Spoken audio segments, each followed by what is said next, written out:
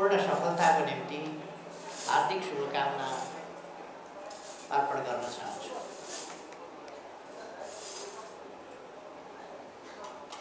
आज सिङ्गी देशमा एउटा असाधारण र अभूतपूर्व लहर चलेको छ र त्यो लहर नेकपा एमालेको लहर।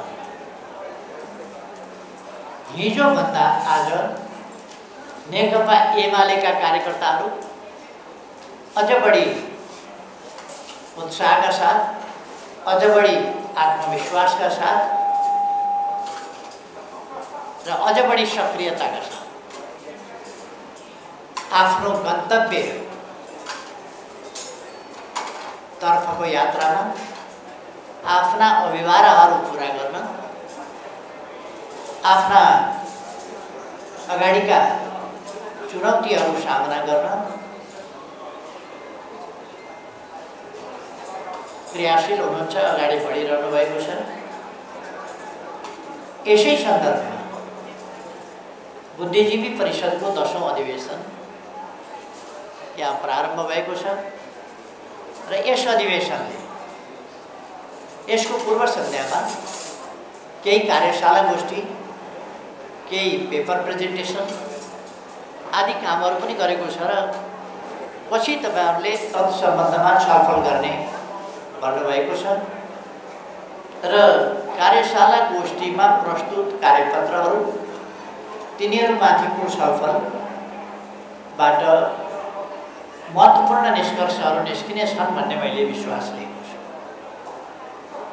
मैले महसुस गरेको छु बुद्धिजीवी परिषदको आजको सक्रियता, आजको उत्साह, आजको आत्मविश्वास पहिले कहिल्यै भन्दा बढी छ। यसको स्थापनाको लामो समय भयो, 30 वर्षको जीवनकाल भयो ज्ञान बुद्धिजीवी परिषदको। तर 30 वर्षमा आलोचना त केही नगरौँ, तर संक्षिप्तमा भन्ने हो भने आवश्यक सक्रियता हिजो रहेन। आज बुद्धिजीवी परिषदले त्यो सबै बिर्साउने गरेको असाधारण सक्रियता प्रकट गरेको छ र अगाडि बढेको छ। म खुसी व्यक्त गर्न चाहन्छु र पार्टीको तर्फबाट बुद्धिजीवी परिषदको यस काम कारबाहीको प्रशंसा गर्न चाहन्छु र धन्यवाद भन्न चाहन्छु। बुद्धिजीवी परिषदले बौद्धिक जगतलाई सङ्गठित गर्ने, पहिले मान्छेले धेरै दर्शन, द्वन्द्वात्मक र ऐतिहासिक भौतिकवादी दर्शन कति बुझ्छ कति बुझ्दैन, यो बडा जटिल पनि छ। त्यसकारण हामी दार्शनिक आधारलाई मान्छौँ, तर यथार्थ के हो भने हामी अहिले कम्युनिस्ट पार्टी निर्माण गरिराखेका छौँ नेपालमा। हामीले कम्युनिस्ट पार्टी निर्माण गर्दा मैले पहिले पनि भन्ने गरेको छु, कम्युनिस्टहरू 3 प्रकारका कम्युनिस्टहरू पाइन्छन्। एउटा फिलोसफिकल ग्राउन्डदेखि अथवा दार्शनिक धरातलदेखि द्वन्द्वात्मक र ऐतिहासिक भौतिकवादी दर्शनलाई बुझेका, आत्मसात गरेका र त्यसलाई व्यवहारमा अपनाउने त्यो तहका कम्युनिस्ट। अर्का प्रगतिशील समाजको प्रगति हुनुपर्दछ, सामाजिक न्याय समानता हुनुपर्दछ भन्ने, उन्नति प्रगति हुनुपर्दछ, सुशासन हुनुपर्दछ, कानुनी राज हुनुपर्दछ भन्ने सैद्धान्तिक वैचारिक तहका कम्युनिस्टहरू। आज हामीसँग भएका विचार खुलेका कम्युनिस्ट भनेका तिनै कम्युनिस्ट हो, जो हाम्रा आम सामाजिक परिवर्तन रूपान्तरणका उद्देश्यहरूसँग, सामाजिक न्याय समानताका उद्देश्यहरूसँग, सामाजिक न्याय र समानता सहितको समृद्धिको आकांक्षासँग सहमत छन् र त्यसका निम्ति प्रयत्नशील छन् ती बुद्धिजीवी या ती कम्युनिस्टहरू ती साथीहरू नै आम रूपमा आजको कम्युनिस्टहरूको पङ्क्ति भनेर बुझ्नुपर्छ र सबभन्दा ठुलो पङ्क्ति चाहिँ पोलिटिकल कम्युनिस्ट मान सम्मान पुगेन भने पार्टी ध्वस्त पार्न तयार हुने यो चाहिँ पोलिटिकल भनेको नाफा नोक्सानको राजनीतिमा नाफा छ भने नाफातिर लाग्ने राजनीति निकै ठुलो संख्या लाभहानीको राजनीति गर्नेहरूको छ। एक ढङ्गले भन्ने हो भने हामीले कम्युनिस्ट भनेको त फिलोसोफिकल ग्राउन्डकै कम्युनिस्ट हो, तर त्यसै ग्राउन्डको कम्युनिस्ट खोज्यो भने बहुत थोरै भेटिन्छ, ज्यादै थोरै। त्यसकारण हामीले कम्युनिस्टको मापदण्ड कम्युनिस्ट भनेर स्वीकार्ने कुरालाई फराकिलो र खुकुलो मापदण्ड बनाएका छौँ। हाम्रा समृद्ध नेपाल सुखी नेपालीको गन्तव्यमा सहमत हुनेहरू कम्युनिस्ट हुन्। यस देशलाई माया गर्नेहरू कम्युनिस्ट हुन्। यस देशको सार्वभौम सत्ता, स्वाधीनता, भौगोलिक अखण्डता र राष्ट्रिय हितहरूको रक्षा सम्वर्धन गर्न पर्छ भन्ने र त्यसका निम्ति चिताउने र व्यवहार गर्ने मानिसहरू कम्युनिस्ट हुन्। देशमा सुशासन हुनुपर्छ भन्नेहरू कम्युनिस्ट हुन्। राज्य लोक कल्याणकारी राज्यको अवधारणा अन्तर्गत चल्न पर्दछ र निर्मम नाफामूलक राज्य होइन, जनताको सेवक राज्य हुनुपर्दछ। जनताको सेवाको लागि राज्य, जनताका सेवाका लागि सरकार, सेवाकै निम्ति पूर्वाधारदेखि लिएर सबै प्रकारका विकासहरू, सामाजिक विकास, सामाजिक पूर्वाधारको विकास र भौतिक पूर्वाधारको विकास, यी सबै चिजहरू गर्न तयार हुनेहरूलाई हामी कम्युनिस्ट भन्दछौँ। त्यसै कारण हाम्रो कम्युनिस्टहरूको पङ्क्ति ठुलो छ। नेपाल कम्युनिस्ट पार्टी एमाले नेपालमा सबभन्दा ठुलो छ। वास्तवमा कम्युनिस्टको सङ्ख्या ज्यादै अल्प रहेको हो। यथार्थमा कम्युनिस्ट पार्टी सबभन्दा ठुलो छ, किनभने हामीले कम्युनिस्टको उदार परिभाषा गरेका छौँ, सामाजिक परिभाषा गरेका छौँ र कम्युनिस्ट भनेको खाली दर्शनको मात्रै कुरा होइन, त्यस दर्शनोन्मुख भन्ने कुरा भनेर त्यसरी हामीले मानेका छौँ। त्यसका समृद्धितर्फ तयार हुनेहरू, सामाजिक न्यायतर्फ तयार हुनेहरू, समाजमा शान्ति हुनुपर्दछ, स्थिरता र स्थायित्व हुनुपर्दछ, भयरहित वातावरणमा सबै बाँच्न पाउनुपर्दछ र अपमान, हेला, होचो, असमानता र विभेद होइन, सामाजिक न्याय समानतासँगै सम्मानजनक जिन्दगी सुरक्षित ढङ्गले बाँच्न पाउनुपर्दछ। यसो गर्दा सुखी नेपाली हुन सक्दछ। यसरी समृद्धि र सुखलाई जोडेर अगाडि बढ्ने, यसभित्र हाम्रो गौरवपूर्ण परम्परा छ, हाम्रो गौरवपूर्ण चिन्तन परम्परा छ, ज्ञान परम्परा छ। यसलाई बुझ्ने, अपनाउने र यसमा समयानुकूल समृद्धि हासिल गर्ने, यसलाई पनि समृद्ध बनाउनु पर्ने, समयानुकूल समृद्ध बनाउने र अगाडि बढाउने कुरासँग सहमत हामी एक ठाउँ छौँ। त्यसकारण यसलाई बुझेर हामीले सङ्कीर्ण हुनुपर्ने आवश्यकता छैन र आस्थाको कारणले पनि कसैप्रति विभेद गर्नुपर्ने वा हेलाहोचो गर्नुपर्ने आवश्यकता छैन। हामी आस्थाहरूप्रति यो वैयक्तिक कुराको रूपमा छोडिदिएर उदार छौँ। आस्थाहरूप्रति उदार भइसकेपछि हाम्रा उद्देश्यहरू वैयक्तिक आस्थाको साँघुरो घेराभन्दा राष्ट्रिय उद्देश्यहरूको महान घेरा, व्यापक घेरा, फराकिलो घेरा, त्यसमा फैलिन्छ हाम्रो शक्ति र सामर्थ्य। त्यसै कारण हामी त्यसै गरी आज आन्दोलन निर्माण गरिरहेका छौँ। वामपन्थी आन्दोलन निर्माण गरिरहेका छौँ। वामपन्थी भनेको वास्तवमा यसको उत्पत्ति चाहिँ ब्रिटेनबाट भएको थियो। वामपन्थीबाट वामपन्थीको उत्पत्ति भएको होइन। वामपन्थीबाट वामपन्थी शब्दको उत्पत्ति भएको होइन। सत्ता पक्ष त्यहाँ राजा बस्दा राजाले सम्बोधन गर्दा दाहिनेपट्टि सत्ता पक्ष बस्ने र देब्रेपट्टि प्रतिपक्ष बस्ने गर्थ्यो। प्रतिपक्षले सत्ता पक्षको विरोध गर्थ्यो, सत्ता पक्षले आफ्ना कुराको प्रतिरक्षा गर्थ्यो। जे प्रस्तुत भएको छ यथास्थितिको आफ्नो मौजुदा स्थिति अनुसारको कुरा नै प्रस्तुत गर्छ सत्ता पक्षले। त्यस कुराको पृष्ठपोषण गर्छ सत्ता पक्षले। त्यसकारण त्यसलाई त्यो दाहिनेतिर या दक्षिणतिर राख्यो। दक्षिण पन्थ भनियो त्यसलाई। दक्षिण भनेको दक्षिण बाहु, दक्षिण दाहिने भनेको त्यता राख्यो। वामपन्थीहरू देब्रेतिर बसे अथवा प्रतिपक्ष देब्रेतिर बस्यो, जसले विरोध गर्थे। यो यथास्थिति ठिक भएन, परिवर्तन हुनुपर्छ भनेर। वामपन्थी भनेको आलोचक, यथास्थितिका आलोचक र परिवर्तनका पक्षधर भन्ने अर्थमा ब्रिटिस पार्लियामेन्टबाट वामपन्थी सुरु भयो। यो कम्युनिस्टलाई भनेको चाहिँ थिएन। कम्युनिस्टलाई भनेको थिएन।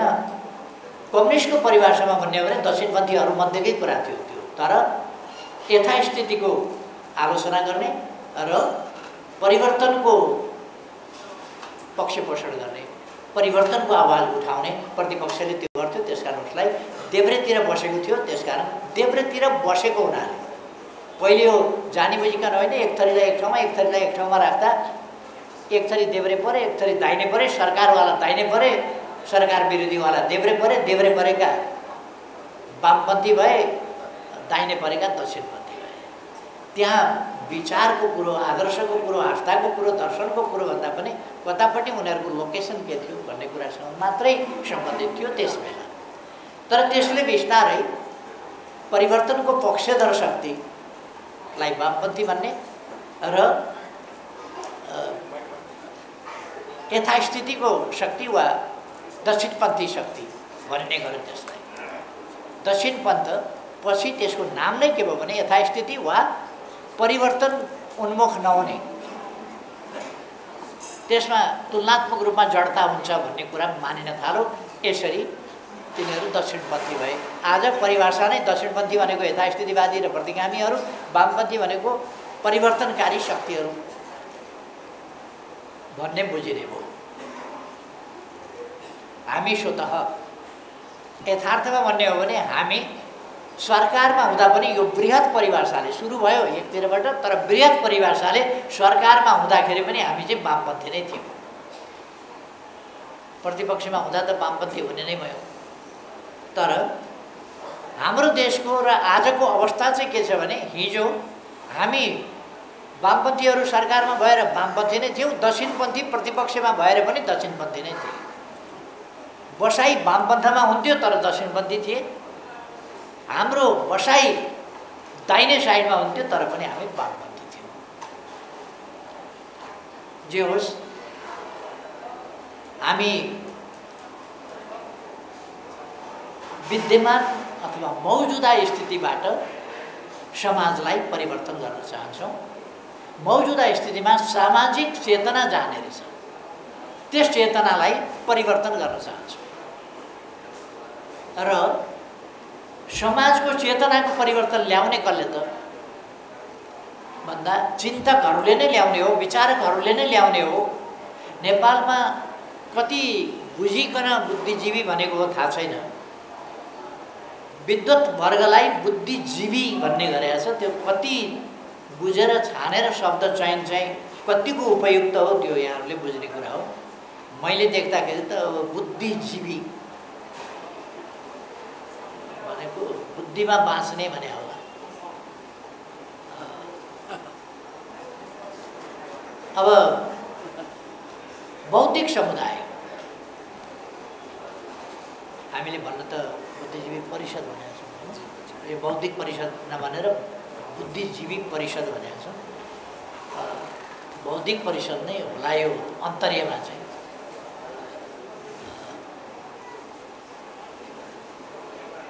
यसले जहिले पनि समाजलाई परिवर्तनका निम्ति उद्बुद्ध गर्ने, त्यसले परिवर्तनको शङ्खघोष गर्ने, समाजमा रहेका पछौटेपन, विकृति अथवा विसङ्गति अथवा जे नहुनु पर्ने कुरा समाजमा छन् ती कुराहरूलाई बुद्धिजीवी वा बौद्धिक समुदायले चिन्दछ, बुझ्दछ। चिन्न त सबैले चिन्या हुन्छ, पीडा भोगिरहेको हुन्छ, तर त्यसबाट कसरी अगाडि जाने भन्ने केही नयाँ चिज निकाल्छ बुद्धिजीवीले, नयाँ चिज दिन्छ। त्यो त्यस सन्दर्भमा अगाडि बढेको चिज हुन्छ। कहिले कहिले अगाडि बढेको चिज प्रस्तुत गर्दा अलिकति प्रतिकूलताहरू पनि आउन सक्छन्, जसलाई हामी कन्जर्भेटिजम भन्छौँ अथवा यथास्थितिवादी भन्छौँ, अनुदारवाद भन्छौँ, अनुदार पन्थ भन्छौँ। त्यो खालका पक्षहरू हुन सक्छन्। हामी अनुदार होइन।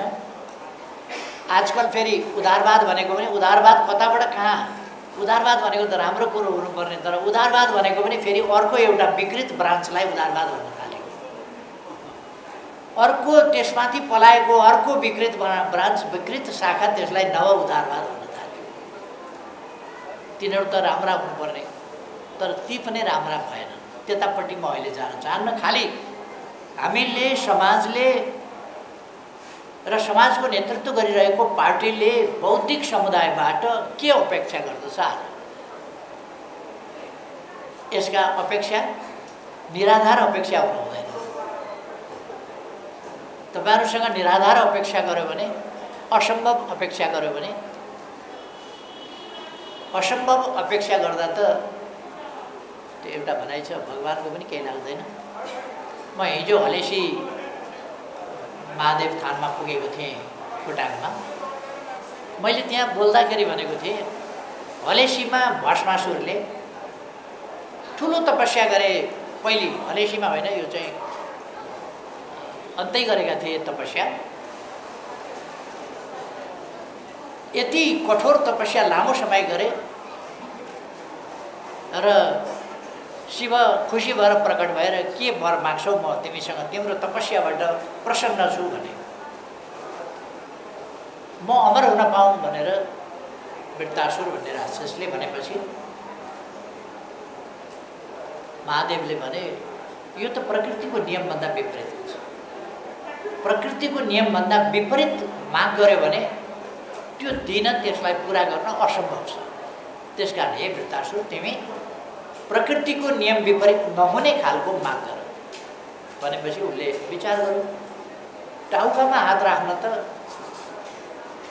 अलिक लडाइँमा सजिलै होला। टाउको छोएपछि जसको टाउको छुन्छु त्यो भस्म भइहाल्छ। त्यसपछि उनले शिवको हात, टाउकोमा हात राख्न खोजे। यसको कथा बेग्लै छ, जहाँबाट हलेसी थान पैदा भयो। यो प्रसङ्ग बेग्लै छ। त्यहाँ ल्याएर वध गरेपछि भस्मासुरको अन्त्य त्यहाँ भएको थियो हलेसीमा। त्यसकारण त्यसलाई हलेसी महादेव थान भनेर त्यसको चर्चा भयो। यस्ता अनेक प्रसङ्गहरू, कथाहरू छन् र खास गरी यो कथा स्कन्द पुराण आदिले बताएका छन्। मैले यो कथा किन आज यसो अंश सम्झिएको भने, असम्भव कुराको माग गर्यो भने भगवानले पनि पुरा गर्न सक्दैन, बुद्धिजीवी परिषदले कसरी पुरा गरोस्। त्यसकारण असम्भव माग होइन, महादेवले पनि पुरा गर्न नसक्ने खालका माग होइन, पुरा गर्न सक्ने खालका माग मात्रै नेकपा एमाले तपाईँहरूसँग माग्छ, आग्रह गर्छ कि यो चाहिँ तपाईँहरूले गर्न सक्ने कुरा हो, यति चाहिँ गर्नुहोस् भनेर। तपाईहरूले पुरा गर्न सक्ने माग पार्टीले गर्छ यहाँहरूसँग। त्यो माग भनेको के हो भने, नेपाली समाजमा पछौटेपन, अन्धविश्वास, पछाडि परेका विचार र ट्रेडिसनल्ली चल्दै गएका विचार नगरिएका, कहिले कहिले के हुन्छ भने विचार नगरिएका, पुनर्विचार नगरिएका विचार हुन्छ।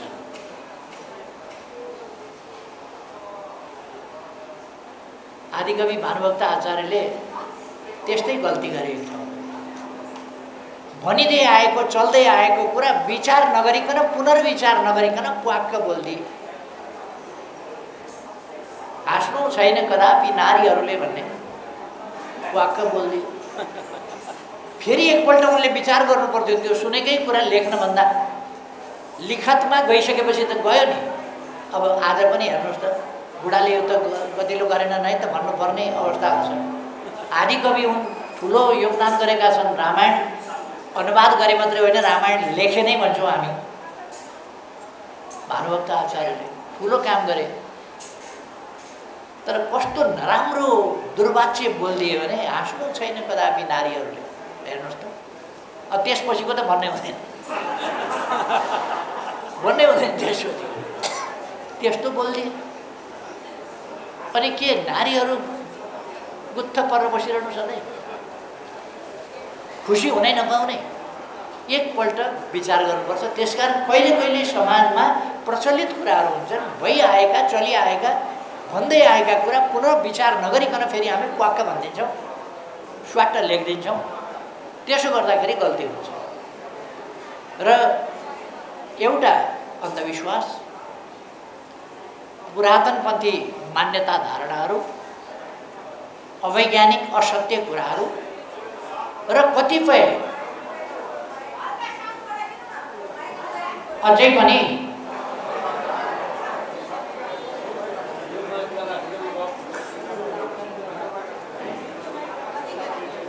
सुनिन्छ। मैले बोल्दाखेरि यता फर्केर बोल्छु, त्यसले गर्दाखेरि यता पनि हेर्छु त्यो नसुनिया हो। अब चाहिँ यहाँ मुख चाहिँ माइककै छेउमा राख्छु, यसो त्यसो गरेपछि सुनिन्छ। मुख चाहिँ यहीँ राख्नु पर्यो। खै त्यसो भएर बुद्धिजीवी साथीहरूले, बौद्धिक जगतले वैज्ञानिक मूल्य मान्यता, ती मान्यताका रूपमा स्थापित नभएका होलान्, मूल्यको रूपमा स्थापित नभएका होलान्, स्थापित गर्नुपर्छ। वैज्ञानिक वस्तुगत तथ्यगत कुराहरू मूल्यको रूपमा, मान्यताको रूपमा स्थापित गर्नुपर्दछ। ती जो पुराना भ्रमपूर्ण ढङ्गले चलिआएका छन् तिनीहरूलाई हटाउन पर्छ, विस्थापित गर्नुपर्छ। बलजफ्ती गरेर हुँदैन, सशक्त तर्कद्वारा। एउटा मैले भन्ने गरेको छु बोक्सीको सन्दर्भमा। बोक्सी हुन्छ हुँदैन धेरै किन भनिरहनुपर्छ र मैले एउटा कुरा भनेको छु, ए बाबा दुनियाँमा बोक्सी हुन्छ भने नि यत्रो यो गठबन्धन सठबन्धन सारा किन गरेर कराइराखेका छौ? एउटा बोक्सी लगाइदेऊ न मलाई। तमासा किन गर्नुभयो? एउटा दुखी गरिब, कपाल फुटेकी, आँखाको ज्योति हराएकी, चाउरी परेकी गरिब बुढी मान्छे जसका आमालाई बोक्सी भन्दाखेरि बङ्गारा झार्ने छोरा छैन, हो त्यस्तालाई नै बोक्सी गर्ने होला। त्यो भन्ने भन्दा छ भन्ने कसैलाई लाग्छ भने म माथि लगाइदेऊ न बोक्सी।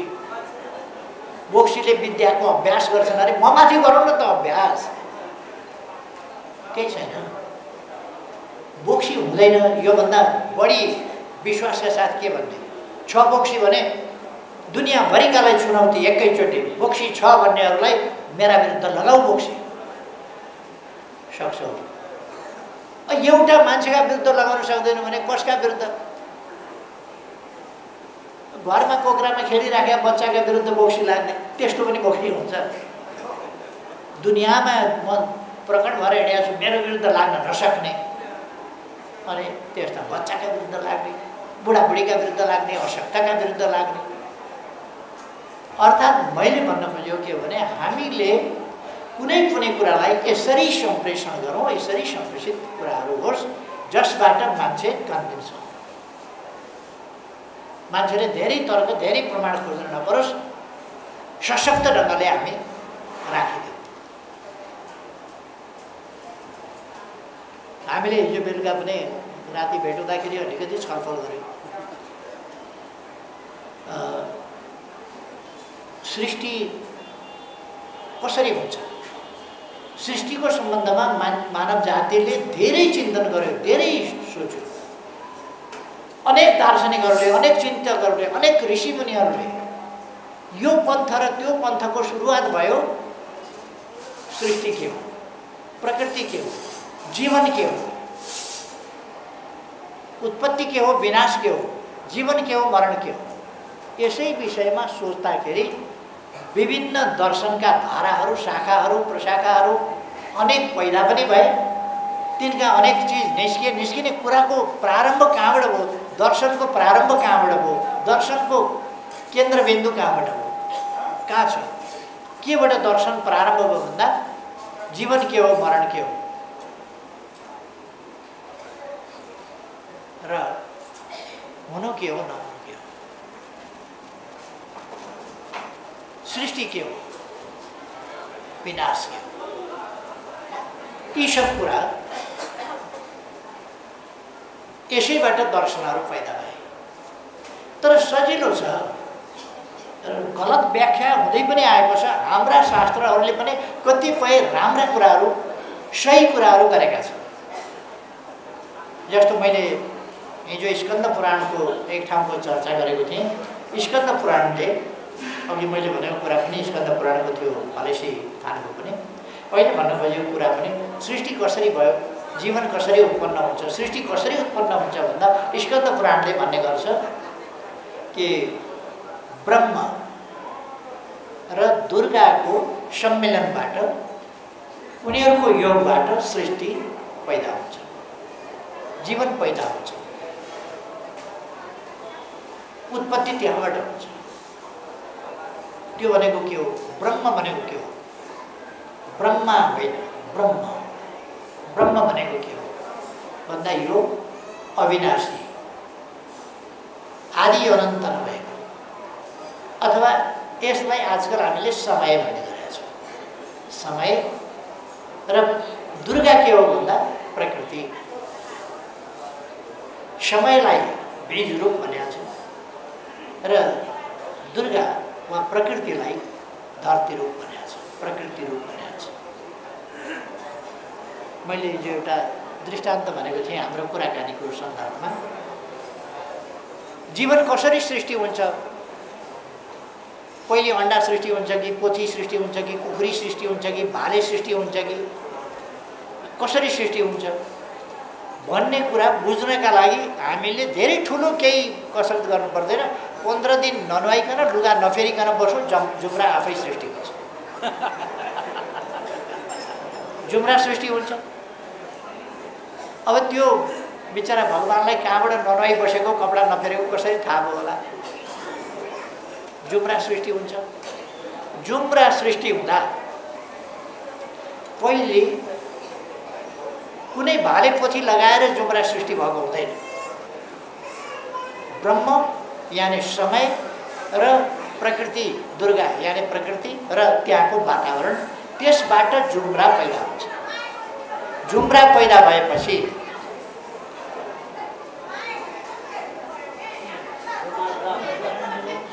सुनिँदै सुनिएन?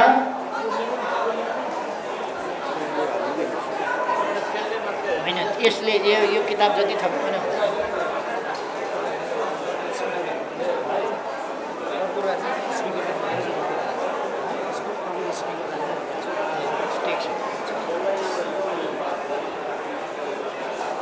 अच्छा, अब सुनिन्छ। अब शान्त रहँदा हाललाई सुनिन्छ।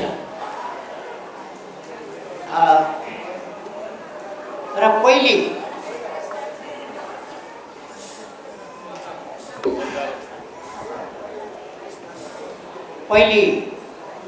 भाले र पोथी जुम्रै जन्मिन्छ।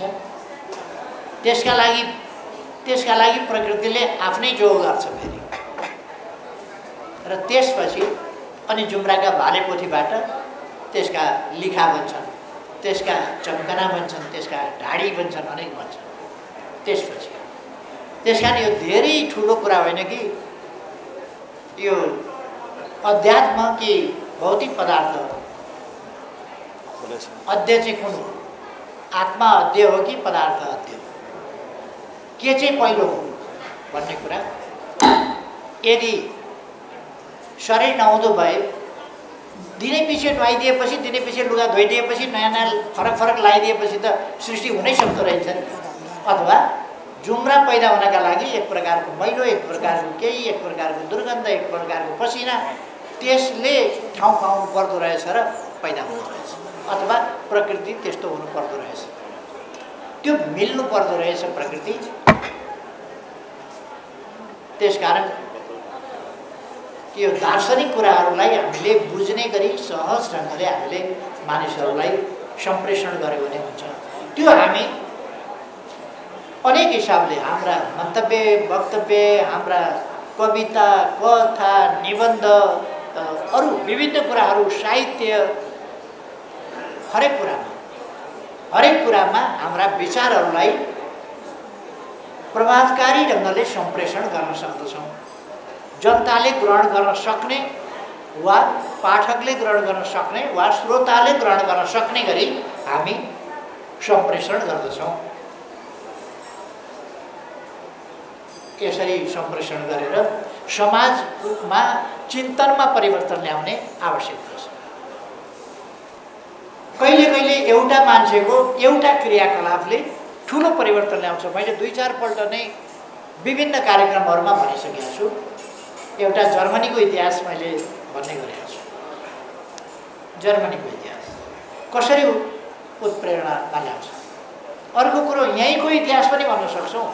चन्द्रगिरीमा पृथ्वीनारायण शाहले यता काठमाडौँतिर हेरे बेला यसो गरे अरे, जुगामा यसो हात पुर्याए अरे। अब जुगामा हात त गइरहेको छ नि। अब उनका साथमा हुने पण्डितजीहरूले के भने मनसुबा पुरा हुन्छ महाराज, पुरा हुन्छ, मनसुबा पुरा हुन्छ भनेर। के बुझ्यौ तिमीहरूले भनेर पृथ्वीनारायणले सोधे। मौसुफले काठमाडौँ उपत्यका हेरेर जुगामा ताउ लगाएपछि यो उपत्यका जित्न पाए, कब्जा गर्न पाए कस्तो राम्रो हुन्थ्यो भनेर जुगामा हात लगाएको हामीले बुझिसक्यौँ सरकार भने। जुगामा हात त किन लगाएको थियो उसले बुझिजानुहोस्।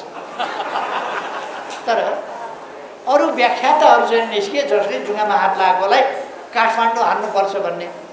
त्यत्रो महत्त्वाकांक्षा पृथ्वीनारायण शाहको मनमा पलाएको थियो कि थिएन। तर उनका साथमा हुने रणनीतिकारहरू, बौद्धिक व्यक्तित्वहरू, उनीहरूले त्यो जगाइदिए। उसमा जगाइदिएपछि पृथ्वीनारायण शाहले कसैलाई सोधेर जुगामा हात लागेको थियो र काठमाडौँ उपत्यकादेखि यो हान्न पाए हुन्थ्यो, जुगामा ताउ लाउँ भनेर सोधेको थियो र थिएन नि त। यसो गर्दै जाँदा कहिले गाला पुग्छ, कहिले जुगा पुग्छ, कहिले कता पुग्छ। हात भने त्यस्तै न हो, पुगेको थियो होला जुगामा। उसले त भने होइन नि त पृथ्वीनारायण शाहले मैले चाहिँ जुगामा ताउ लाएँ है काठमाडौँ उपत्यका हेरेर, उसले भने होइन नि, अरूले भने। मान्छेलाई कसरी मोटिभेट गरिदो रहेछ, कसरी मान्छेलाई प्रेरित गरिदो रहेछ, उत्साहित गरिदो रहेछ। आखिर पृथ्वीनारायण काठमाडौँ हानि नसक्नेमा यो मोटिभेसन हुँदो रहेछ। जर्मनीमा मैले अघि जर्मनको एउटा कथाको कुरा गर्दै थिएँ। कस्तो मोटिभेसन हुँदो रहेछ भन्दा त्यहाँ नित्से भन्ने एउटा प्रोफेसर थिए, युनिभर्सिटीको प्रोफेसर। र त्यस बेला नित्सेहरूको चिन्तनको पनि केही लाग्दैन थियो। नित्सेहरू अलिक यथार्थवादी चिन्तन गर्थे र स्वतन्त्रवादी चिन्तन गर्थे। कान्ट भन्ने दार्शनिकले पहिले मान्छे आफू स्वतन्त्र हुनुपर्छ भन्ने सोच ल्यायो। कान्ट भन्ने व्यक्ति स्वतन्त्र हुनुपर्छ चिन्तनका लागि, अनि मात्रै उनले सोच्न सक्छ।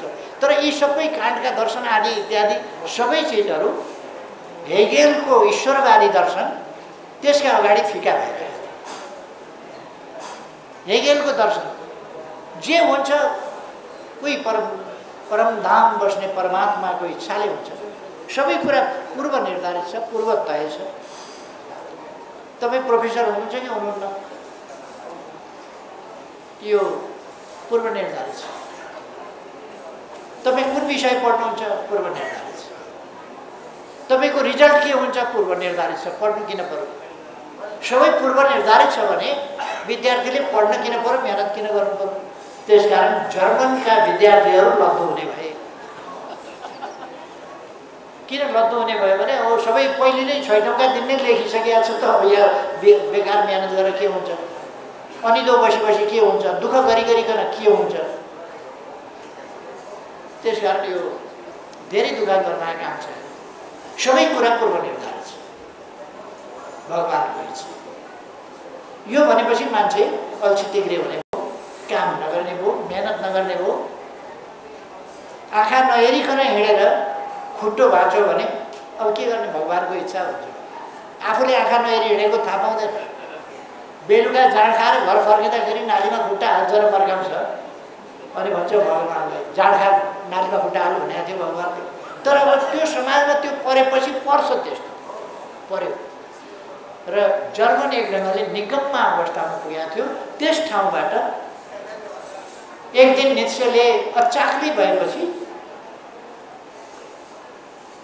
हातमा एउटा कठबाँसको लाठीले र एउटा परालको बनाएको कठपुतली लिए। सानो यतातिर आजकल पुतला भन्ने गरिरहेछ नि, त्यस्तै सानो पुतला एउटा कठपुतली परालको बनाएर बोके, एउटा हातमा लाठी लिए। विद्यार्थीहरूले सोध्न थाले, गुरु कता जाने, आऊ तिमीहरू हेर भने। र मूल सडकको चौबाटोमा गएपछि अनि नित्सेले त्यो पुतलीलाई पछाडै सडकमा बेसरी पछाड्यो। त्यसपछि लाठीले हालेर दुस्रो बनायो त्यसलाई। लौ आजबाट तेरो अन्त्य भयो, समाप्त भयो, मैले मारिदिएँ भनेर कराए नित्से। वरिपरि मान्छेहरू हेरिराखेका थिए। मैले सधैँका लागि तेरो अन्त्य गरिदिएँ, तँलाई मारिदिएँ, अब तँ मरिस्, अब तँ छैनस् भने। अनि के मारेको गुरु भनेर विद्यार्थीहरूले सोधे। नित्सेले भने तिमीहरूको भगवान मैले चौबाटोमा ल्याएर पछारेर लाठीले हानेर धुजा बनाएर मार्ने, अब भगवान छैन, मर्यो। अब के गर्छौ, तिमीहरू त सबै भगवानका भरोसे थियौ, अब भगवानले पाल्दैन, तिमीहरू आफूले पाल्नुपर्छ। जर्मन त्यसबेला 16 टुक्रामा विभाजित थियो। छेउछाउका ससाना राज्यहरूले, बेल्जियम सेल्जियमहरूको अर्को वरिपरिका 16वटा राज्यले विशाल जर्मनीका 16 भाग चाहिँ टुक्रा पारेर दिएका थिए। अनि नित्सेले त्यहाँ सोधे, जर्मन 16 टुक्रा पारिएको छ, 16वटा वरिपरिका फुच्चे देशहरूले जर्मनी कब्जा गरेका छन् विभिन्न भाग। यसलाई मुक्त, अब तिमीहरूको भगवान छैन, भगवानले गर्देला भन्ने रहेन। जर्मनी फिर्ता ल्याउनु पर्छ कि पर्दैन, मुक्त गर्नु पर्छ कि पर्दैन? अब भगवान छैन, कसले फिर्ता ल्याउँछ? अनि बिस्मार्क भन्ने विद्यार्थी पनि त्यहीँ थियो। बिस्मार्कले यसो कुरो बुझ्यो, म फिर्ता ल्याउँछु गुरु, अब भगवान मर्यो, म गर्छु यो काम, बिस्मार्कले भन्यो। अरू पनि विद्यार्थीहरूले भनेर पहिलो जो बिस्मार्कले म फिर्ता ल्याउँछु जर्मनीको एकीकरण म गर्छु र जर्मनीलाई बलियो सशक्त जर्मनी बनाउँछु भनेर बिस्मार्कले भनेको थियो। बिस्मार्क पछि जर्मनीको चान्सलर भयो। जर्मनीमा सबभन्दा ठुलोलाई चान्सलर भन्छ। त्यहाँ राजा महाराजा छैन, त्यहाँ राष्ट्रपति पनि भन्दैन, चान्सलर भन्छ। बिस्मार्क चान्सलर भयो, प्रथम चान्सलर अफ जर्मनी, र उसलाई आइरन म्यान अफ जर्मनी भनियो। ऊ चाहिँ एउटा इस्पातको मान्छे भनेर चिनियो। पछि केले भन्दा नित्सेले त्यो परालको उसलाई पछारेर पिटेर अनि एउटा भावनामा परिवर्तन गरेर जर्मनीमा यो घटना यस्तो सनसनीपूर्ण ढङ्गले फैलियो, हामीले गर्ने हो कि होइन, कसले गर्छ त भन्ने कुरामा हामीले गर्नुपर्छ भन्ने भावना हरेकमा नित्सेको त्यस घटनाबाट जर्मनभरि फैलियो र जर्मन फेरि एकपल्ट जर्मनी उठ्यो, जर्मनहरू उठे, जर्मनी एकीकरण भयो। बिस्मार्क प्रथम गभर्नर भयो, चान्सलर भयो र उसले एकीकरण पनि गर्यो। बिस्मार्कको अन्तिम समयतिर पेरिस कम्युन भएको थियो। फ्रान्समा थियर भन्ने शासक थियो र पेरिस कम्युन किन भएको थियो भने बिस्मार्कको आक्रमणबाट पेरिस नजोगिने भयो। थियरले आत्मसमर्पण गर्यो। त्यस आत्मसमर्पणका विरुद्ध पेरिसवासीहरू, त्यहाँका मजदुरहरू उठेर पेरिस कब्जा गरेका थिए, जो 72 दिनसम्म शासन रहेको थियो। पेरिस कम्युन अहिले अरू हिसाबले जोडिरहनु पर्ने होइन, यो बिस्मार्कको शासनकालको कुरा थियो, अन्तिमतिरको शासनकालको कुरा थियो। 1871 पेरिस कम्युन भएको थियो। सायद 72तिर होला कि 57-58 वर्षको उमेरतिरै बिस्मार्क बितेकी अथवा अलिक पछिसम्म अलिकति कन्फ्युजन हुनुभयो। तर बिस्मार्क एउटाले लिड गरेर त्यसरी जर्मनी बनेको थियो। बिस्मार्कलाई त्यसरी उभ्याउने काम दार्शनिक प्रोफेसर नीत्सेले गरेका थिए। त्यसकारण गुरुहरूको भूमिका त्यो हुन्छ। युरोपमा जागरण ल्याउने, युरोपको जागरणको चर्चा आउँछ सुकरातबाट। सुकरातको सत्यप्रतिको निष्ठाबाट सुरु हुन्छ युरोपमा विभिन्न विषयको जागरण। त्यसै गरेर प्लेटो र अरस्तु जस्ता सुकरातका शिष्यहरूबाट, सुकरातका शिष्य प्लेटो र प्लेटोका शिष्य अरस्तु, उनीहरूबाट विचारको एउटा श्रृङ्खला आएको छ। एकपछि अर्को परिमार्जनका कुराहरू आएका छन्। यद्यपि सत्यप्रतिको अनकन्डिसनल निष्ठा सुकरातमा देखिन्छ र यो दार्शनिक निष्ठा सुकरातमा देखिन्छ, वैचारिक निष्ठा प्लेटोमा देखिन्छ, पोलिटिकल निष्ठा अरस्तुमा देखिन्छ। यो अलिकति परिमार्जित हुँदै आउँदाखेरि त्यसमा फ्लेक्सिबिलिटी मात्रै होइन कि मौका परस्ती पनि त्यसभित्र चाहिँ धेरै पलाएको देखिन्छ। खै महात्मा गान्धी कुनै पार्टीको नेता थिएनन्, केही थिएनन्, तर उनले एउटा अभियान चलाइदिए चरखा आन्दोलन भनेर। स्वदेशी नियमक धेरै ठुलो कुरा थिएन। इन्डियाको वरिपरि समुद्र छ, पूर्व पश्चिम र दक्षिणमा समुद्र छ भने समुद्रमा नुन पाउँछ। नुन ठुलो कुरै होइन आफ्नो नुन खानलाई, तर त्यहाँ विदेशी नुन खाने चलन थियो, आफ्नोबाट निकाल्दैन्थे। महात्मा गान्धीले स्वदेशी नुन भने, स्वदेशी कपडा भने। चरखाबाट भारतको जनसङ्ख्यालाई पुग्ने कपडा बन्थेर उनले होइन, चरखाबाट कपडा त के बन्थेर उनले, चरखाबाट कपडा बन्दैन थियो। तर चरखा देखाउँथ्यो, देखाए पनि त त्यसले चरखाबाट धागो काट कपडा बना भन्ने एउटा सन्देश त दिएको त्यही थियो। अहिलेसम्म भारतको झन्डा भन्नुहोस् कि भारतको प्रतीक भन्नुहोस् कि भारतको जेसुकै भन्नुहोस्, स्वाभिमानको कुरा गर्नुहोस् अथवा आत्मनिर्भरताको कुरा गर्नुहोस्, भारतले आफ्नो प्रतीक, आफ्नो स्वाधीनताको आन्दोलनको अभियानको एउटा प्रतीकको रूपमा चरखालाई आफ्नो झन्डामै राखेको छ। यसरी एउटा व्यक्तिले त्यो गर्छ।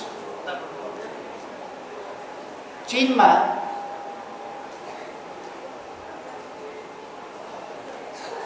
कन्फ्युसियस भन्ने दार्शनिकले चिनिया समाजलाई, पछाडि परेको छरपष्ट समाजलाई चिनिया बौद्धिक समाजको, चिनिया सभ्यता, चिनिया चिन्तन प्रणाली, चिनिया दर्शन र पूर्वीय दर्शनको एउटा महत्त्वपूर्ण भागको रूपमा कन्फ्युसियसले चीनमा ल्याए।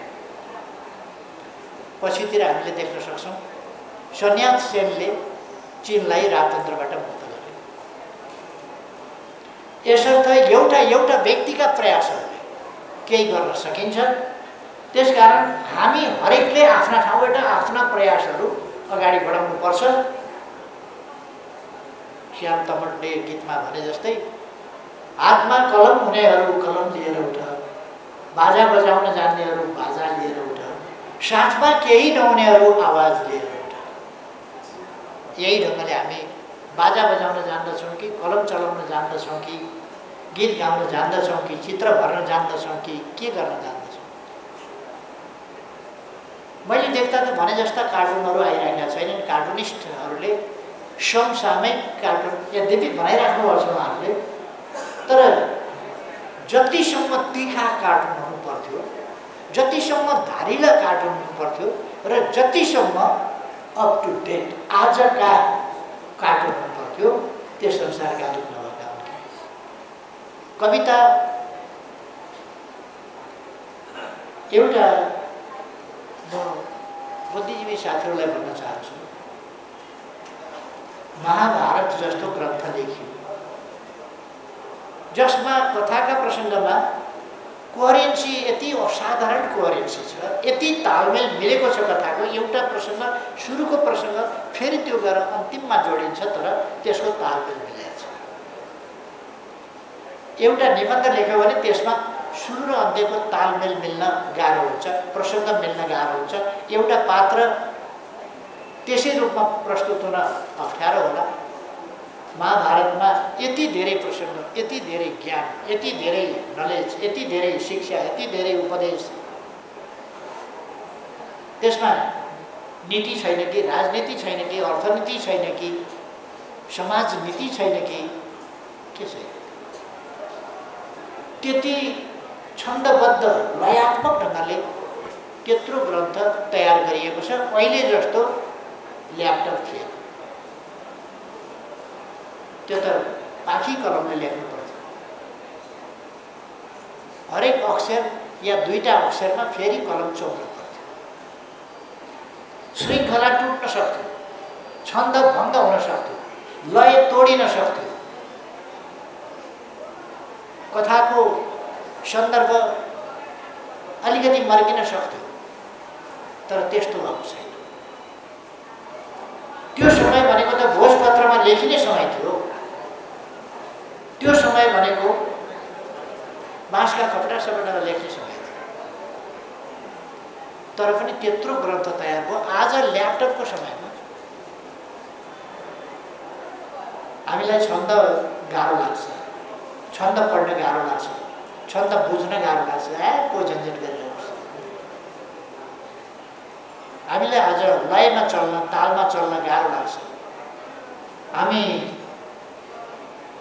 अलिकति एकपल्ट विद्यार्थी आन्दोलनको सन्दर्भमा अक्सफोर्डका विद्यार्थीहरूले अलिकति छन्द र लयमा नचल्ने खालको, यो साहित्यिक छन्द होइन, सामाजिक छन्दमा नचल्ने खालको अभियान पनि चलाएको थियो विद्यार्थीहरूले, विद्यार्थी आन्दोलनको। हामीले चाहिँ समाजलाई छन्दमा हिँडाउन खोजेका हौँ, लयमा हिँडाउन खोजेका हौँ। यसको भूमिका कसले पुरा गर्छ भन्दा बौद्धिक समुदायले यसको भूमिका पुरा गर्नुपर्छ। र हामीले मेहनत हरेक सिर्जनामा, यसै सिर्जना होइन, परिश्रमयुक्त सिर्जना, मेहनतको प्रतिफल सिर्जनाको रूपमा सिर्जनालाई लानुपर्छ। सिर्जना कलात्मक हुनुपर्छ। किन मान्छेले अहिले हामीले यहाँ चरै त हुन्ने आखिर, तर चिल नाच किन गरेनौँ, गिद्ध नाच किन गरेनौँ, कुखुरा नाच किन गरेनौँ, बट्टाई नाच किन गरेनौँ, मयूर नाच किन गरेनौँ भन्दा जहाँ सुन्दरता छ, जहाँ ताल छ, जहाँ लय छ, त्यो नखोज्छौँ हामी। अथवा समाजलाई हामीले गराउन खोजेको सुन्दर हो र मान्छेमा सौन्दर्य चेत हुन्छ, हो त्यही सौन्दर्य चेतको विस्तृत रूप हामीले सामाजिक सौन्दर्यमा पनि लगाउँछौँ। यो कुरा बौद्धिक समुदायले जसरी बुझ्छ र जसरी योगदान गर्न सक्छ त्यो अरूले गर्न सक्दैन। त्यसकारण मेरो आग्रह सामाजिक जागरणको सन्दर्भमा, सामाजिक चेतनाको सन्दर्भमा, सामाजिक परिवर्तन र रूपान्तरणका लागि जुरुकै समाज एकैछिनमा परिवर्तन भइहाल्दैन, तर त्यसको असाधारण महत्त्व हुन्छ। कति महत्त्व हुन्छ? धरणीधर कोइरालाले होला सायद जाग जाग अब जाग न जाग भनेर कविता लेखे। उस बेला जाग जाग अब जाग न जाग यति लेख्दाखेरि मान्छेलाई जाग्नु पर्छ भन्ने चेतना आयो र मान्छे जाग्न थाले। त्यसै गरेर साधारण कुरा हो, मकैको खेती साधारण एउटा पुस्तक, त्यसमा दण्डित गरिए पनि त्यसले यस्तो प्रेरणा दियो कि त्यो मकैको खेती पढेका नपढेका सबैका कान कानमा राणा विरोधी एउटा सन्देश भयो, राणा विरोधी सन्देश। यस्ता सन्देशमूलक कुराहरू हामीले समाजमा सम्प्रेषण गर्न सक्छौँ, सञ्चार गर्न सक्छौँ, जसले समाजलाई परिवर्तनका निम्ति, व्यक्तिलाई परिवर्तनका निम्ति जागरुक बनाउँछ, आवश्यकता बोध गराउँछ, जागरुक बनाउँछ र त्यसका निम्ति योगदान गर्न उसलाई उत्प्रेरित गर्छ। यो काम बौद्धिक समुदायले नै गर्नुपर्छ। अर्को कुरा यो भयो सामान्य रूपमा सामाजिक जागरणको सन्दर्भमा खेलिने भूमिका। अलिक दीर्घकालीन हुन्छ यसको असर, तर हामी प्रतीकात्मक रूपमा यस्ता बिम्बहरूलाई कहिले कहिले बिर्सिन सक्दा रहेछौँ। भुपी शेरचनले एउटा लेखे, ढुङ्गाको काप फोरेर पनि उम्रिन्छ पिपल। यति एउटा कसले? माधव घिमिरेले हो। भुपीले होइन, माधवले। एउटा लेखे प्रतीकात्मक ढङ्गले कि ढुङ्गाको काप फोरेर पनि उम्रिन्छ पिपल, अथवा परिवर्तनको गति अवश्यम्भावी छ, यसलाई रोक्न सकिँदैन। पिपल ढुङ्गाको काप फोरेर पनि उम्रिन्छ, उम्रिएर छोड्छ, परिवर्तन भएर छोड्छ। ढुङ्गा सजिलो होइन, ढुङ्गाको काप फुटाउन सजिलो होइन, तर ढुङ्गाको काप फोरेर पनि उम्रिन्छ। सामाजिक परिवर्तन हुन्छ। यहाँ कुनै तानाशाह बादशाह कसैले पनि यसलाई रोक्न सक्दैन, कस्तै चट्टान हो भन्नेले पनि यसलाई रोक्न सक्दैन। यो फोडेर पनि त्यहाँबाट निस्किएका अनेक उदाहरण छ। पहिले उदाहरण नहुँदा लेखिएका थिए होला, उदाहरण हुँदै गएपछि तैपनि हामी सम्झिन्छौँ प्रतीकात्मक। कार्ल मार्क्सले पेरिस कम्युनको सम्बन्धमा भनेका थिए, एउटा पेरिस कम्युन दबाइयो, तर सयौं पेरिस कम्युन, हजारौं पेरिस कम्युनहरू जन्मिरहेछ। जबसम्म पेरिस कम्युनका उद्देश्यहरू सम्बोधन हुँदैनन् तबसम्म पेरिस कम्युन जन्मिरहेछ।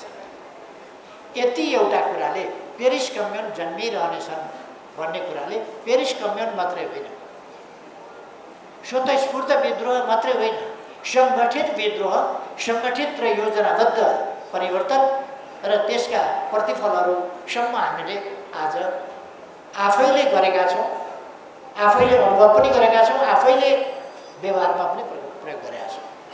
त्यसकारण यस्ता पक्षहरूलाई हामीले सिर्जना गर्ने र सम्प्रेषण गर्ने काम गर्नुपर्दछ, जसले समाजलाई अगाडि बढाउँछ। अब आजको सन्दर्भमा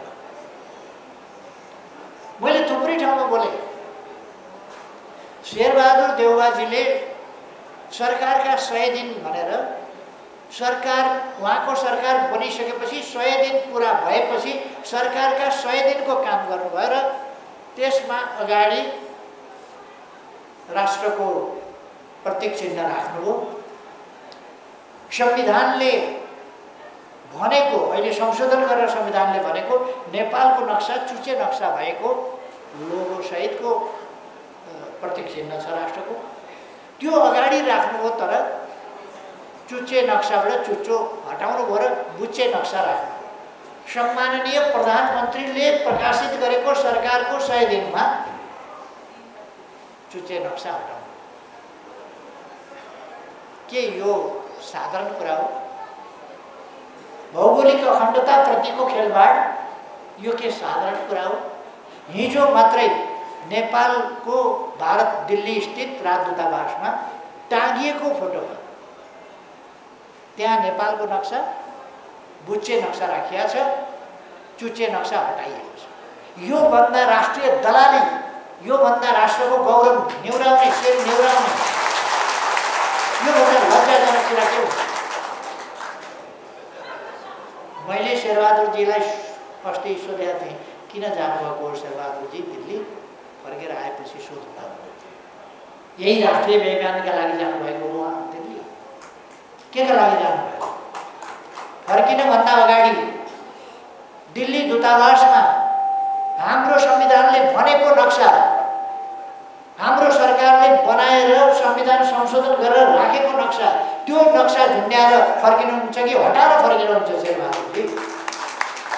अहिलेको 5 दलीय गठबन्धन, यो 5 दलीय गठबन्धन सत्ताका लागि राष्ट्रियता, भौगोलिक अखण्डतासँग यत्रो सौदाबाजी गर्छ। अब बुद्धिजीवीहरूले हात बाँधेर बस्ने कि चुप लागेर बस्ने कि यसका विरुद्ध? यो कसैको अरूको व्यक्तिको पक्षमा त होइन नि, यो त राष्ट्रको पक्षमा, भौगोलिक अखण्डताको सन्दर्भ। चुच्चे नक्सा खोइ शेरबहादुरलाई सोध्नुपर्ने 5 दलीय गठबन्धनका देशद्रोहीहरूलाई सोध्नुपर्ने कुरा के हो भने चुच्चे नक्सा खोइ। भौगोलिक अखण्डतासँग छेडछाड गर्न पाइन्छ।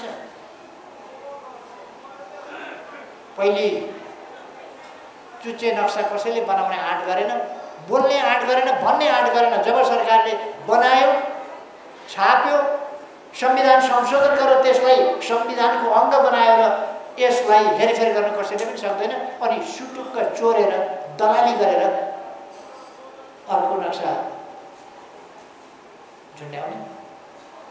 यदि थाहा छैन भन्छ भने के चाहिँ थाहा छ त अहिलेको सरकारलाई? देशको नक्सा थाहा छैन, भूगोल थाहा छैन, अनि घुमेको भूभाग सामेल गरेर नक्सा प्रकाशित भएको थाहा छैन, त्यसलाई संविधानको अङ्ग बनाएको थाहा छैन, के चाहिँ थाहा छ? लिम्पियाधुरा लिपुलेख र कालापानी नेपालको हो भन्ने कुरा थाहा छैन भने के चाहिँ थाहा छ त? कुर्सी थाहा छ, सत्ता थाहा छ, भ्रष्टाचार थाहा छ, कमाउन कुरो थाहा छ, के थाहा छ? देशको अर्थतन्त्र ध्वस्त भइरहेको छ। जुनसुकै सरकार भने पनि 2-3 वर्ष अहिले भएको ध्वस्ततालाई मेकअप गरेर लाग्छ।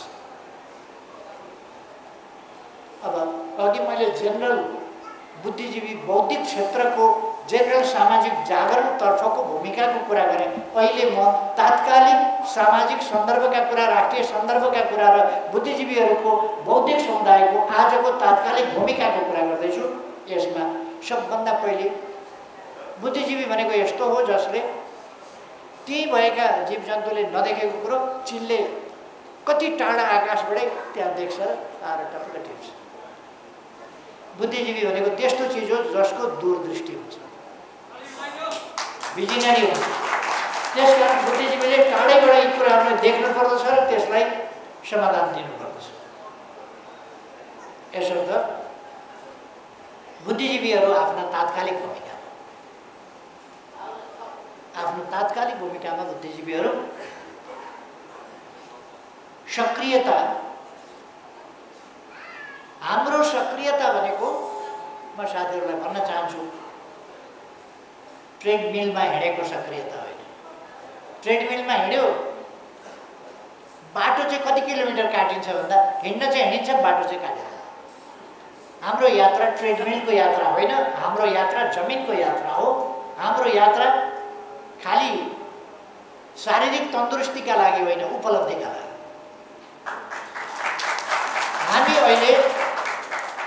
हामी अहिले व्यायामशालामा होइन, रङ्गशालामा छौँ।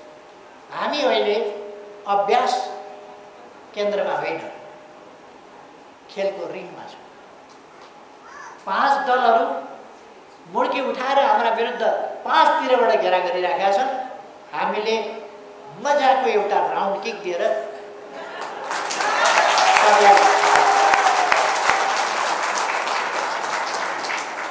5 तिरकालाई कसरी हामीले एक फन्का राउन्ड किक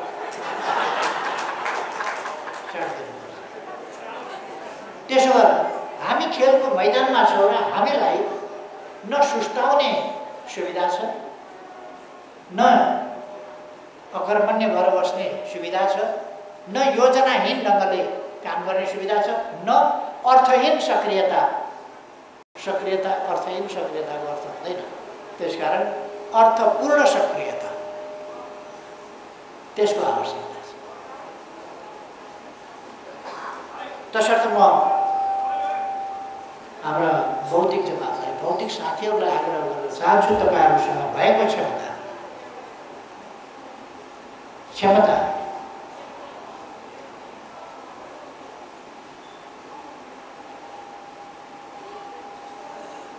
मैले अहिले एउटा श्लोक बिर्सेँ, जति खर्च गरौँ त्यति बढ्छ, विद्याधनम सर्वधनम प्रदानम के भन्ने छ नि।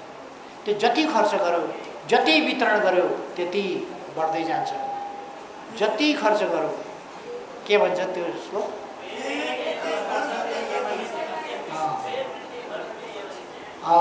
यस, जति व्यय गरौँ जति खर्च गर्यो त्यति बढ्दै जान्छ, जति वितरण गर्यो त्यति बढ्दै जान्छ, आफूसँग सङ्ग्रहित हुँदै जान्छ, उता दिँदै गयो यता झन् बढी सङ्ग्रहित हुँदै जान्छ। यस्तो चिज हो, यस्तो सम्पत्ति हो विद्या। त्यसकारण विद्याधनम सर्वधनम प्रधानम हो कि क्या हो, जे होस् त्यो हामीले त्यसलाई एक्टिभेट गरेन भने, एक्टिभेट भएन भने हिन्दीमा एउटा भनाइ छ, घोडा क्यों अडा पान क्यों सडा कुनै के क्यों पडा भन्दा फेरा नै गया हुन्छ। त्यसलाई चलाइएन, त्यसलाई दौडाइएन, घोडा किन कुदेन भन्दाखेरि धेरै दिन कुदाइएन भने घोडा नकुद्ने हुन्छ। पान किन सड्छ भन्दा त्यसमा पानी फेरि राखेन भने पान सड्छ। यस्तै हो, यदि हामीले हाम्रो बुद्धिलाई हतियारमा तपाईँले धार लगाउनु भएन, पुछपाछ गर्नु भएन भने हतियारमा खिया लाग्छ, परेका बेला काट्दैन। त्यसकारण मैले यतिसम्मको डिग्री लिएको छु, यति पढेको छु, मेरो बाकसमा यतिसम्मको सर्टिफिकेट छ भनेर केही अर्थ हुँदैन। सर्टिफिकेट माउकिराले खाइसकेका हुन्छ, तपाईँको बुद्धि निष्क्रियताले शिथिल बनाइसकेका हुन्छ। त्यसकारण चलाउनु जति चल्यो त्यति हुने हो। त्यसकारण आफ्नै ज्ञानवर्धनका लागि, आफ्नै क्षमता वृद्धिका लागि, आफ्नै बौद्धिक स्तर उन्नयनका लागि, यी सबै चिजका लागि पनि बुद्धि भनेको राख्ने नै चिज होइन, चुप लागेर राख्ने चिजै होइन। यसलाई त चलाएको चलाइ, खेलाएको खेलाइ, धार लगाएको लाई, उद्याएको उद्याइ, तिखारेको तिखारे र प्रयोग गरेको गरे, यो गर्नुपर्छ। अर्को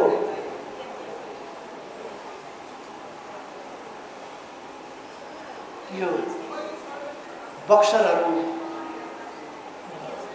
उसु, टेक्वान्डो, के जाति कराते सबै छ नि, त्यो खेलमा के हुन्छ भने तपाईँ हामीले त्यो उसले हात यस्तो गर्छ नि, यस्तो गर्दाखेरि स्याक गरेर कराउँछ। मैले हात यसो गर्दा त कराएन, एउटा खेलाडीले यस्तो गर्यो भने स्याक्ट गरेर कराउँछ। किन कराउँछ भन्दा यति तीव्र गतिले उसले हात चलाउँछ कि त्यहाँ हावालाई त्यो यसरी गतिले धक्का दिन्छ कि त्यो स्याक गरेर कराउँछ। अर्थात् यदि तपाईँ सङ्घर्ष गर्न चाहनुहुन्छ भने तपाईँसँग गतिको तीव्रता चाहिन्छ। जति वेट भएको मुड्केले पनि बिस्तारै लगेर राख्यो भनेदेखि केही पनि गर्दैन, अनि गएर तान्यो, बिस्तार लगेर राख्यो भने त्यसमा गति छैन, झड्याममा दियो भने बिग्रिन्छ। त्यसकारण यो गतिमा भर पर्छ, तपाईँ कति गतिका साथ हिट गर्नुहुन्छ। त्यसकारण हिट विथ स्पिड, गतिका साथ। त्यो गति अभ्यासबाट मात्र हुन सक्छ। मेरो हात हल्लाउँदाखेरि किन स्वाट आवाज आएन? अभ्यास गरे भए आउँथ्यो होला, त्यो गति पक्रिएको भए आउँथ्यो होला। मेरो गति पक्रिएन, त्यस कारण आएन, स्लो छ। योभन्दा धेरै गुणा गति भएपछि स्याट आउँछ। त्यो के भने गतिले वेट प्लस स्पिड, तौल र गति मिलेर एनर्जी कति हो भन्ने कुरा, त्यसको गति नै एनर्जी वेट गर्ने हो, त्यसको मापन त्यसरी भयो। त्यसो भएर हामीले यो साइन्टिफिक नियमलाई वेट, कति वेटी चिज हामी प्रस्तुत गर्छौँ र कति गतिका साथ प्रस्तुत गर्छौँ, यो कुरालाई हाम्रो भौतिक समुदायले ध्यान दिन जरुरी छ जस्तो मलाई लाग्छ। अब अरू म धेरै विषयहरूमा नजाउँ, तपाईँहरूले विभिन्न विधाहरूमा यसले फिडब्याक दिनुपर्छ पार्टीलाई। फिडब्याक दिएर यस विषयमा कसरी जाने हो। हामी कृषिको आधुनिकीकरण गर्छौँ, उद्योगहरूको स्थापना भन्छौँ, पर्यटनका कुरा गर्छौँ, इलेक्ट्रिसिटीका कुरा गर्छौँ, अथवा आइटीका कुरा गर्छौँ, डिजिटल नेपालका कुरा गर्छौँ। अनेक कुराहरू हामीले गरेका छौँ विकासको सम्बन्धमा। हो त्यो चाहिँ कुरा कसरी प्राप्त गर्ने त?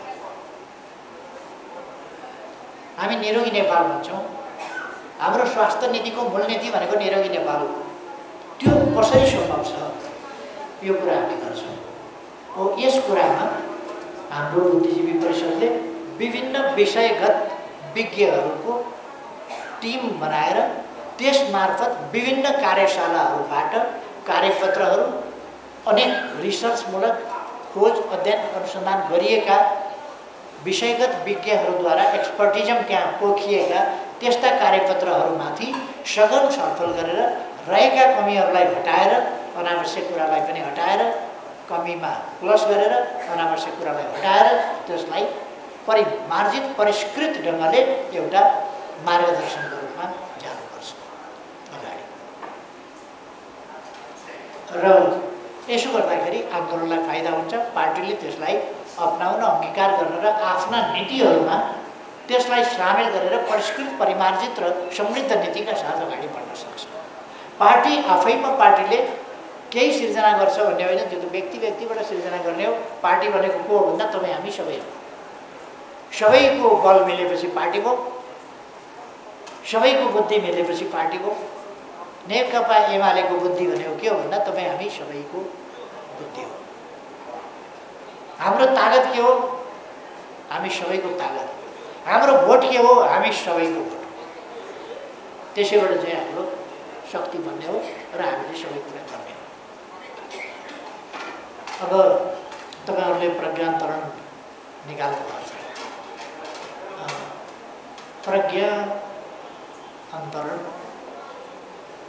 समयको अन्तर, परिस्थितिको अन्तर, अवस्थाको अन्तर, यी सबै कुराहरूसँग प्रज्ञाको पनि अन्तर हुनुपर्दछ र प्राज्ञहरूले प्रज्ञान्तर गर्न सक्नुपर्दछ, त्यो बुझ्न सक्नुपर्दछ। त्यो यसभित्र एउटा अन्तरको कुरा छ भने अर्को हस्तान्तरणको कुरा छ।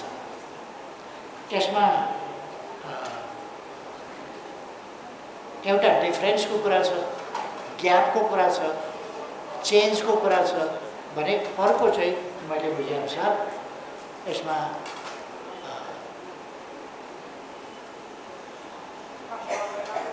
एक खालको हस्तान्तरणको, पुस्तान्तरणको यो कुरा पनि छ र यो प्रज्ञान्तरण अर्थपूर्ण ढङ्गले नै नाम राखिएको देखियो। तदनुसार नै यसका दुईटै पक्ष, एउटा अन्तरको पक्ष, अर्को हस्तान्तरको पक्ष। अन्तरको पक्ष र हस्तान्तरको पक्ष, समयको आदि इत्यादि अन्तरको पक्ष, अन्तर अनुसारका विचार र नीतिहरूको निर्माणको पक्ष, सोचहरूको निर्माणको पक्ष, चिन्तनहरूको सूत्रीकरणको पक्ष, ज्ञान निर्माणको हाम्रा पूर्वजहरूको आफ्नो खालको एउटा गहन र महत्त्वपूर्ण ट्रेडिसन छ, त्यस अनुसारको पक्ष र त्यसलाई हस्तान्तरण गर्ने, स्थानान्तरण गर्ने, हस्तान्तरण गर्ने देखि लिएर विस्तृतीकरण गर्ने, यी सबै कुराहरू यसभित्र पर्छ। यसमा राम्रै कुराहरू होला भन्ने मैले विश्वास दिएको छु, किनभने मैले यसलाई हेर्न पाएको छैन, पढ्न पाएको छैन। राम्रै होला भन्ने मैले विश्वास दिएको छु। तसर्थ मैले लक्षण देखेको छु तपाईहरुको सक्रियता, तपाईहरुको व्यवस्थित सक्रियता र तपाईहरुको योजनाबद्ध सक्रियता अवश्य सफल हुन्छ भन्ने मैले ठानेको छु। यसै अनुसार तपाईहरुको यो अधिवेशन सफल हुन सकोस्। यसले नीति निर्माणको क्षेत्र, समीक्षाको पाटोमा धेरै जानु पर्दैन, वर्तमान र भविष्यको पाटोमा बढी जाउँ। विगततर्फ त तपाईँ हामीले भोगेको पञ्चायतकाल तपाईँले भोग्या पनि उयो, मैले भोग्या पनि उयो, अलिकति फरक होला। तपाईहरु कोही विद्यालयमा हुनुहुन्थ्यो होला, कोही चाहिँ पढ्दै हुनुहुन्थ्यो होला, कोही पढाउँदै हुनुहुन्थ्यो होला, अथवा कोही आन्दोलनमा हुनुहुन्थ्यो होला, कोही जेलमा हुनुहुन्थ्यो होला, म जेलमा थिएँ होला, अर्को भूमिगत हुनुहुन्थ्यो होला, मान्छेले भूमिगत हुनुहुन्थ्यो, कहिले कहिले जेलमा हुनुहुन्थ्यो। यसरी मान्छेका आफ्ना आफ्ना होला, तर पञ्चायत त्यही हो, त्यो भोगाइ त्यही छ। त्यसमा धेरै गइरहनु परेन, यस्तो थियो उस्तो थियो भन्ने कुरामा सबैले देखेको जानेको कुरा, त्यसमा धेरै गइरहनु परेन। अहिले के हो कस्तो हो भन्ने कुरा, यी 5 दलीय गठबन्धन भनेको भयानक अपराध हो, भयानक अपराध। नेपालमा कम्युनिस्ट आन्दोलन 2/3 लगभगको स्थितिमा पुगेको, त्यस अवस्थालाई सहन नसकेर के बिग्रिएको थियो, चुचे नक्सा छापिँदा यिनको टाउको किन दुखेको, यिनलाई छटपटी किन भएको, यिनले सहन नसक्ने गरेको फटपटी यिनलाई किन भएको। कि त कम्युनिस्ट सरकार ढाल्नका लागि त सेक्रिफाइस हुन तयार भए, त बलिदान हुन तयार भए। यो बत्ती निभाउन सक्छु भने बत्तीमा झोपिएर झोसिएर आफू जलेर त्यसलाई निभाउन तयार छु भनेर हामफाले आउने तयार हो। आज त्यही भोग्दैछन् र उनीहरू त्यही बत्तीमा परिराखेका छन्, पखेटा फटफटाउँदैछन्। 5 दलीय गठबन्धन कायम राख्नुपर्छ भनेर जडेका पखेटा फटाक गर्दा 5 दलीय गठबन्धन कायम राख्नुपर्छ किन भन्छन्?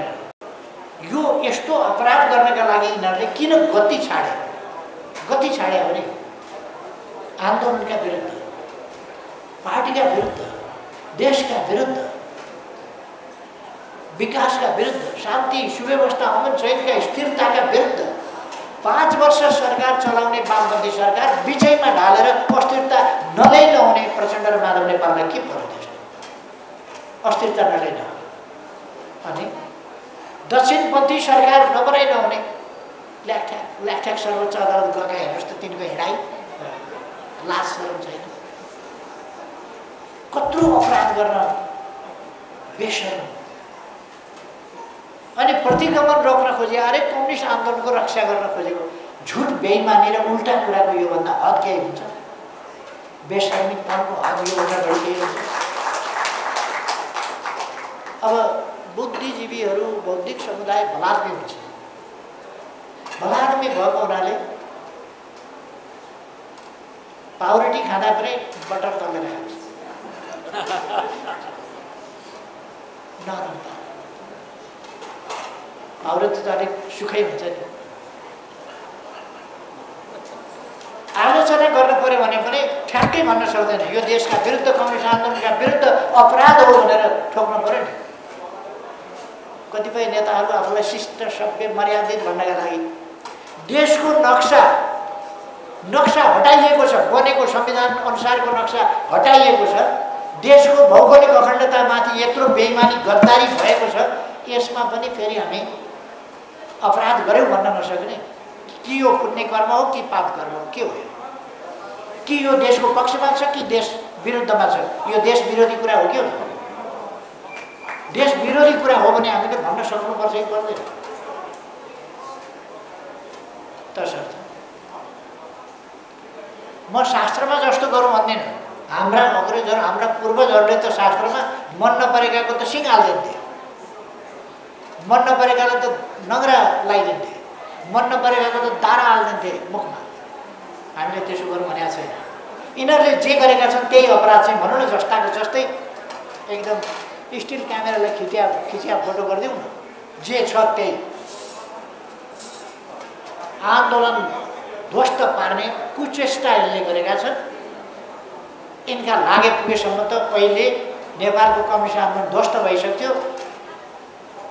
यिनीहरू अहिले दुना थापेर हिँड्दैछन् नि कङ्ग्रेसका पछि त्यति रहन्थ्यो। अहिले माकुनेको छ नि गुट, दुना थापेर हिँड्छ नि, दुना थापेर।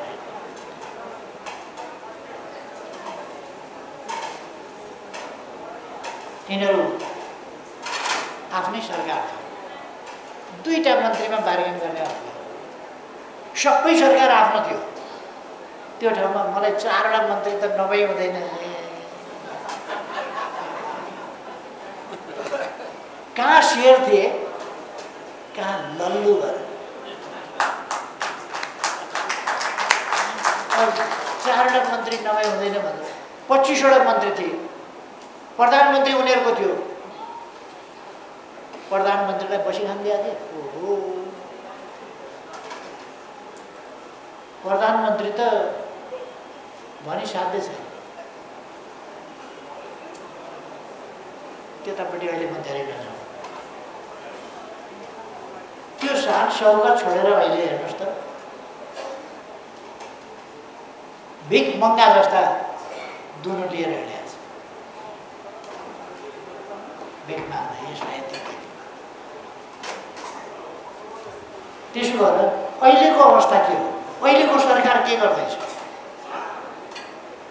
यसको उपचार के हो, अब हामीले के गर्नुपर्छ। त्यसकारण नेकपा एमालेको सरकार चाहियो। किन चाहियो? केपी ओलीलाई प्रधानमन्त्री हुन चाहियो कि ईश्वर पोखरेललाई प्रधानमन्त्री हुन चाहियो कि अर्कोलाई भानुभक्त ढकाललाई शिक्षा मन्त्री हुनु पर्यो कि अर्कालाई पर्यो कि के का लागि चाहिँ एमालेको सरकार चाहियो? यो हुनुपर्ने त एउटा रीत हो, बनाउनै पर्यो केही न केही कसै न कसैलाई। तर उद्देश्य के हो त भन्दा राष्ट्रियताको कुरो, लोकतन्त्रको कुरो, संविधान कार्यान्वयनको कुरो, त्यो कुरा हो नि, विकासको कुरो हो नि, सुशासनको कुरो हो नि, भ्रष्टाचार नियन्त्रणको कुरो हो नि, काम नै राजको कुरो हो नि। त्यसकारण चाहियो। अहिले आनन्द छ हेर्नुहोस् त, हामीले 40% संसद वा 40% केन्द्रीय समिति भन्यो। किनभने पार्टीको केन्द्रीय कमिटी भनेको त हिँड्दा हिँड्दै कतिको छ कतिको, कहिले 7,000 हुन्छन्, कहिले 4,000 हुन्छन् पार्टीको। सांसद भनेको त एकपल्ट निर्वाचित गरेपछि त्यो बदल्न पाइँदैन नि, त्यसकारण त्यो फिक्स्ड हुन्छ। त्यसकारण यो संविधानले सांसदहरूलाई दिएको अधिकार हो, स्वच्छ ढङ्गले चलेर पार्टी परित्याग गर्न पाइन्छ। स्वच्छ ढङ्गले चलेर बस्न मिल्न नसकिने भयो भने अलग हुन पाइन्छ। श्रीमान श्रीमती डिभोर्स गर्न पाइन्छ भने, कोर्ट म्यारिज लभ म्यारिज मात्रै होइन नि, यहाँ 7 फेरा लिएको हुन्छ नि, 9 बाजा बजाएर झ्याम झ्याम झुमझुम गरेर बिहे गरेको पनि डिभोर्स गर्न पाइन्छ। अनि पार्टीमा चाहिँ नपाइने भन्ने कुरा हुन्छ र? पाइन्छ नि, विचार मिलेन, नीति मिलेन, नपाइने हो भने त कार्यकर्ताहरू सबै काङ्ग्रेसका पछि लागेका, माधवका पछि कुद्थे होला, उसको प्रचण्डका पछि कुद्थे होला नि, पाइन्छ। त्यसै कारण पार्टी त्यो हामीले गर्दा उद्यम मचियो देशमा। डबलीवाला बुद्धिजीवीहरू छन्, केही बुद्धिजीवीहरू डबलीवाला, डबली के भन्छ त्यो एउटा कर्मकाण्डमा चाहिँ पुरोहितै गर्दै देखेको थिएँ एउटा बुद्धिजीवी, त्यो डबलीवाला बुद्धिजीवी कराए, अरू कराए। तर पछि उनीहरूले 20% वा भनेर ल्याउँदाखेरि, बेथिति गर्दाखेरि सम्मानित अदालत पनि हतार गर्दैन, आराम छ। हामी चाहन्छौँ देश आफ्ना ठाउँमा, राज्यका सबै अङ्गहरू, सबै निकायहरू आफ्ना ठाउँमा मर्यादित ढङ्गले, जिम्मेवारपूर्ण ढङ्गले चलाउन्। हाम्रो चाहना, हामी त्यो चाहन्छौँ। कुनै पनि चिजको दुरुपयोग नहोस्, अलोकतान्त्रिक, अमर्यादित, असंसदीय यस ढङ्गले नचलोस् र लोकतन्त्र वास्तवमा एउटा उन्नत मर्यादित प्रणालीको रूपमा जाओस्।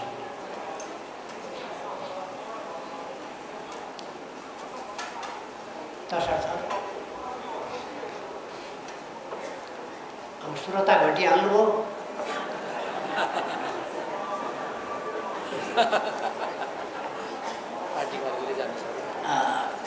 खैर, त्यसो भएर अहिलेको परिस्थिति, वर्तमान स्थितिको चित्रण र यसबाट राष्ट्रले प्राप्त गर्ने उन्मुक्ति के हो, अगाडि बढ्ने बाटो के हो, दिशा के हो, तरिका के हो, यस सम्बन्धमा हाम्रा बलबुद्धिको प्रयोग गर्नु पर्यो। योजनाबद्ध ढङ्गले हाम्रो सक्रियताको प्रयोग गर्नु पर्यो। यस सन्दर्भमा यस अधिवेशनले तपाईँहरू कार्यपत्रमा पनि छलफल गर्दै हुनुहुन्छ, त्यसले पनि निकालोस् र आजको अवस्था, विसङ्गति, त्यसबाट उन्मुक्तिबाट कसरी कता जाने हो, कहाँ पुग्ने हो, यसमा आम जनतालाई तपाईँहरूको आग्रह के छ, आह्वान के छ, यी कुराहरू आउनु भन्ने मेरो आग्रह हो। त्यसकारण यो शिवजीले पुरा गर्न नसक्ने वर दिन सक्दैन भने जस्तो होइन। तपाईँहरूले यो वर त दिन सकिँदैन, पुरा गर्न सकिँदैन भन्ने ठाउँ छैन। यो पुरा गर्न सकिने वर पार्टीले माग्छ तपाईँहरूसँग र तपाईँहरूले तथास्तु भन्नुपर्छ। तपाईँहरू तथास्तु भन्न रेडी भने हो त?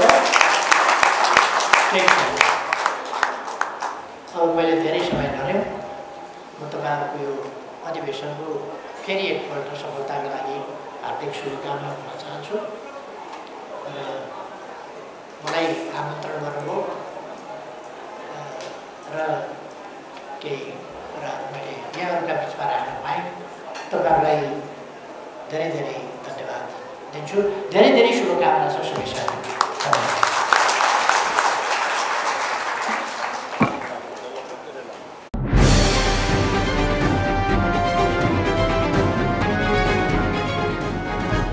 तपाईको सूचनाको साथी दैनिकी.com